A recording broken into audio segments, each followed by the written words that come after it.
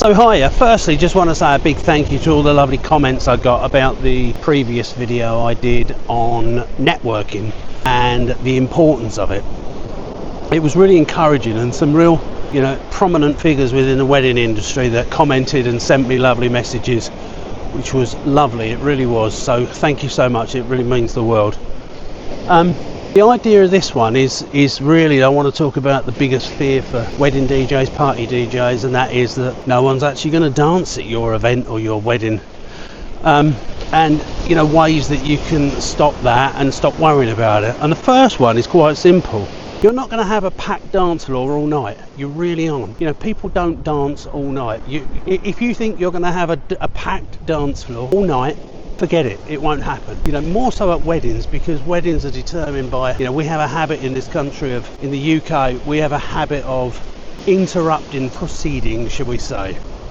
And that might be a cake cut, a first dance, a Mr. and Mrs. game, a confetti shot, a sparkler shot, fireworks, food. It can be any of those, and they're all things that are designed, and they're normally going to come along at the time when your dance floor is probably in its prime.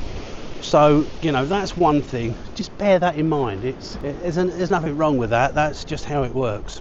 Number two, it's important and it's vital that you have a conversation with your bridal couple, and you need them to be aware at an early stage of planning and preparation that they need to be aware that wherever they are is where the party is going to be. If they're smokers, I think I've touched on this on a previous video, but if they are smokers, for instance, the chances are, if they're outside and they're smoking, they're going to be dwarfed by other people. People will be out there, they'll be wanting to talk to them outside, and if they're taking people outside, then the chances are it's going to have an impact on your dance floor, and there isn't really a lot you can do about that. So you've just got to have that conversation at an early stage, and you've got to make sure that your couples know how important it is for them to be on that dance floor as much as possible. And the way you're going to do that is, having a conversation and explaining the reasons why. Timings are vital as well. If it's a summer wedding, you don't want the first dance to be at 7 o'clock while it's still light, because people just aren't in the mood to dance at 7 o'clock at night. If it's light outside and it's still sunny, it's just not going to happen. If it's a winter wedding, that's different. It's dark at 4:30. I think now we're nearly towards the end of October and it's getting dark at 4:30 in the afternoon. So, if that's the case, then you could bring that first dance forward. You could bring that down to 7 o'clock quite easily, and you're going to create a nice atmosphere. Your lighting's going to look nice. Everyone's going to be in the right frame of mood. It's dark. It's going to be perfect. But you couldn't do that for a summer wedding, because people still want to be outside. It's still light. It just doesn't feel right. So timings are important as well, so think about that. Another thing I'm really hot on is the song that you play after the first and second slow dances. And I always have 2 slow dances, and I always recommend that to my couples.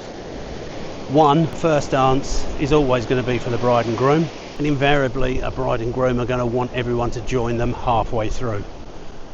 And if people are dancing halfway through a first dance, you've got to appreciate that all of the guests in the room are only dancing for about 1.5 minutes maximum. So you've got everyone on that dance floor, and the idea is you want to hold them there. So you play a second slow song, play something very commercial, suggest that you play something that everyone in the room will know, whether you like it or not, whether they particularly like it or not. It's got to be something that's going to please everyone in the room. So, it might be a commercial, sort of an Ed Sheeran, a John Legend, something like that. Just something that everyone knows. And then your third song really needs to hit the button. So you want to go in with something that's really well known, upbeat, just hold everyone on that dance floor, because you've got your captive market there, your captive audience, Your captive audience are all on the dance floor. So now your job is to hold them there. Don't worry about holding off playing all these bangers until 10 o'clock, 11 o'clock at night. State your intent early. Play those bangers straight away. Play your Murder on the Dance Floor, your I Want to Dance with Somebody, Dancing Queen, whatever you want to play. But play those and play them as soon as possible. Just get everyone of every age dancing as soon as you can. That way you've got a much better chance. You're straight away, you're letting everyone know what your intentions are, and they are you're going to make sure everyone has a great time and they're going to be dancing. So just go in strong straight away. There will always be that random song on a playlist, and you'll look at it and you'll think there's no way I'm playing that. But again, don't be selfish. The reason they put a random song on there is because it's an important song. You don't just put a random song on there that you've never heard of. It's there for a reason. That might be the song that gets all of the family dancing. That might be the song that every other event they've been to, they're all on the floor and they're dancing. So if there's a random song that suddenly appears, make sure you play it. Don't be afraid to use props on your dance floor as well. It's a great way of creating interaction as well and fun on the dance floor. There is nothing better than watching Uncle Jim slide on his knees from one end of the hall to the other to Living on a Prayer by Bon Jovi with a plastic guitar. Do it. Get some cheap props. You get them on eBay, somewhere like that. Just get a handful of them, blow them up, put them around the dance floor, and watch everyone have a bit of fun. Some DJs will be looking at this and thinking, oh, that is so cheesy. Listen, it's not about you, it's about them. So just get them to the point where they want to have a bit of fun. It makes life so much easier. It will keep them on the dance floor. Things like glow sticks, flip-flops, they're all great things for keeping people on the dance floor. Ladies, I know what it's like. High heels, oh, it's terrible. Get the flip-flops, you've got no excuse then, you can stay dancing. So yeah, definitely glow sticks, definitely flip-flops, do it. I see so many venues that have got this long, big gap between the seating area and the dance floor area, and some people do feel intimidated by that. A lot of people don't want to be seen to be walking alone to get to the dance floor area. So if there's a chance that you can bring the seating forward, or the dance floor forward, or your setup forward, and to create a smaller space, then do that. A smaller dance floor, there's nothing wrong with a smaller dance floor. Smaller dance floor, if anything, is great, because you don't need a lot of people on it to make it look busy, and if it's busy, it'll make it look a lot more attractive for people to get on there and join you. So little tricks like that, the smaller dance floor, great, and it's really easy to do. You obviously need to speak to your venue and you need to make sure that that's okay to do, but there's a couple of venues I do, and I always think to myself, if I bring my setup more forward, I'm not that far away, and if I'm not that far away, I'm more approachable, and you'll just find people feel a lot more comfortable like that.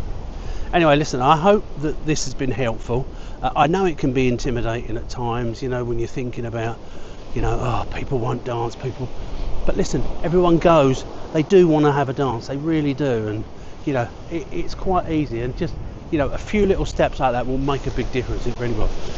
Listen, I hope that you've enjoyed this one, and as always, as I say, please like and subscribe, and I'll let you know when the next one is. If you subscribe, then obviously you'll get a notification as and when. I'm looking to do these every week, so hopefully I can do another one. And if there's something you want me to talk about, just let me know. Comment below, and then I'll do a video, and I'll reach out, and hopefully I can help you out as well. Thanks ever so much. Have a great weekend. Bye everyone.